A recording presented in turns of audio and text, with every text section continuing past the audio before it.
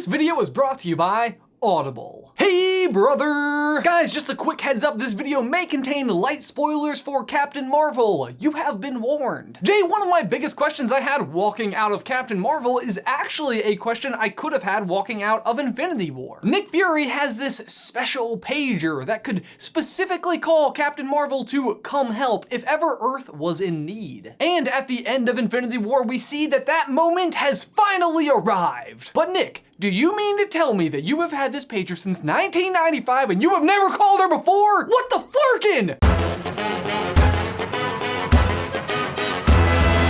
Hey, brother! Guys, before we get started, we have to give a huge thank you to today's sponsor, Audible. Audible, of course, has a fantastic collection of audiobooks, and if you go to audible.com/SCB or text SCB to 500-500, you can get your first month of membership for free along with a free audiobook. And that free audiobook is incredibly useful because we are now doing a Super Carlin Brothers book club. The book club takes place on April 5th at 7 p.m. Eastern Standard Time on our Twitch channel, and this month we are going to be reading Percy Jackson, The Lightning Thief. This book is by far one of the most requested by you guys for us to cover during the book club, so be sure to go to audible.com/SCB or text SCB to 500-500 to get your free copy and listen. But back to Nick Fury and his Marvel-is pager. Huh? But like seriously, if pagers still looked like the one that Captain Marvel whipped up for him, I feel like they'd still be in use. But the problem that whenever long-running stories introduce a new plot device like this back in the past, it immediately calls into question, why haven't we used it until now? Like, there's certainly no shortage of moments in the MCU when Earth was pretty dang under attack. I'm pretty sure something happened in New York.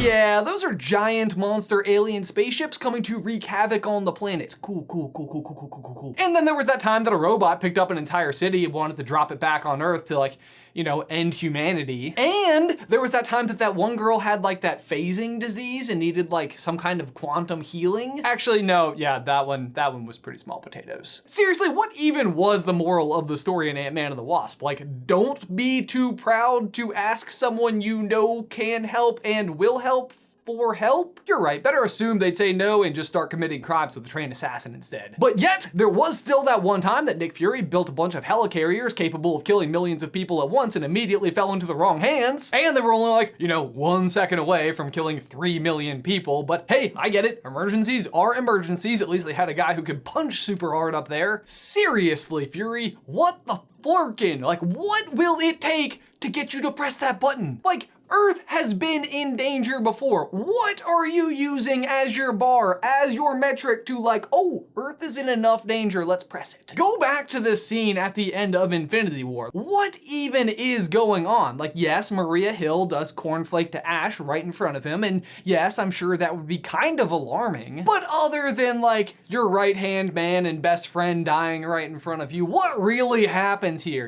Other than like that helicopter crashing. And so, okay, don't get me wrong here, like half of the living universe cornflaking to Ash all at once is pretty extreme. It seems like enough. My point is, I don't think Nick Fury knows that's happened yet inside of that moment. Maria ashes, a helicopter hits a building, which, keep in mind, we've seen a helicarrier crash into the planet before. A helicopter running into a building is basically a Tuesday for this guy. And a car crashed with no one in the driver's seat. If anything, that one actually seems kind of okay. Car accident, no victims, huzzah! Plus, self-driving cars are totally already a thing at this point in time. Doesn't Nick Fury have one himself in Winter Soldier? See, totally normal, Fury. What's all the fuss about? I guess what I'm trying to say here is that Fury has seen all sorts of crazy things happen, and he knows that some weird things are happening right in front of him and around the world inside of this moment. But what makes it in particular so special that he specifically goes to the lengths to call in Captain Marvel? So let's dive just a little bit deeper into each of these huge major attacks on planet Earth, because I actually think I can make an argument that he did not need to call Captain Marvel for any of them. In my opinion, Nick Fury has 3 criteria that must be met before he calls in the big gun. Number 1, he has to believe that the Avengers cannot handle the crisis on their own. Because really, like, what's even the point of assembling your own team if you just know you can push the button anytime the planet's in danger? You've got to draw that line of trust somewhere, or else she's just gonna be here all the time. Number 2, he has to believe that the world at large is in imminent danger of ending. Like, altogether. You have to remember, Captain Marvel herself is fighting a pretty important and significant war across the galaxy. To call her in, it's gotta be worth it. And finally, number 3, he has to believe that he himself, Nick Fury, is in imminent danger. And this one sounds kind of vain, like lots of people can be in danger and we'll handle that on our own, but me in danger, no, please come help. But you have to remember, he is the only one who is able to press that button and call her in if he absolutely needs her. And I do separate this from a world-ending event because I kind of have the feeling that Nick Fury is the kind of person who would survive a world-ending event, recent events notwithstanding. So if you start to look at all of these individual events with these criteria in mind, it all starts to make a little bit more sense why he's never called her in before. Let's start with the attack on New York, where I actually think none of the criteria is met at all. Fury himself is pretty safe and protected throughout the entirety of the attack. So even if the Avengers do lose the battle, he still has all of the opportunity to still press the button. And of course he has to trust the Avengers in this one. It has been his dream for over a decade to get this team together, and he spent the better part of the movie manipulating them to work together. These were in Phil Coulson's jacket. Guess he never did get you to sign them. They were in Coulson's locker, not in his jacket. Fury feels like he's still in control of the Avengers, that they are in fact powerful enough if they can just work together. And beyond that, even when the attack on New York is at its absolute most severe, even though Fury himself doesn't authorize it, there is a plan. You have a missile headed straight for the city. Obviously not a great plan, but the idea here is blow up the city, lose the battle, win the war. Not a comforting thought if you are the people of New York, but if you're Nick Fury, maybe you have to make that call. Next, we have Winter Soldier, where at least one of the criteria is met with the imminent danger to Nick Fury's life. Lacerated spinal column, cracked sternum, shattered collarbone, perforated liver. Don't forget your collapsed lung. Well, let's not forget that. Then of course there is the planet itself in danger criteria, which while there are 3 million people in direct danger, it's not the entire planet, and realistically it's not even as bad as the attack on New York. And possibly more importantly, he still trusts the Avengers, or at the very least, Cap, Natasha, and Falcon. He even says, I wasn't sure who to trust. which I think means he, at the very least, trusts the people in the room with him. And so that of course leaves us with Ultron, where he probably comes closer to pressing the button than any other time. But does he still trust the Avengers? Yes, he comes to the farmhouse and has the little powwow with them. I was kind of hoping when I saw you, you'd have more than that. I do.